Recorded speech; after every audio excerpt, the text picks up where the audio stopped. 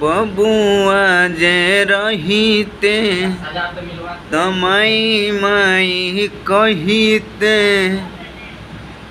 बबुआ जे रहीते तमाई माई कहीते, इहे गोयसरा ना पूरल हो।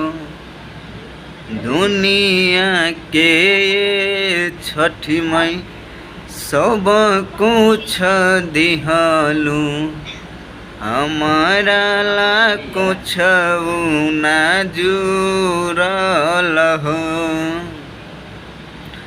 दुनिया के छठी माई सब कुछ दिहलू, हमारा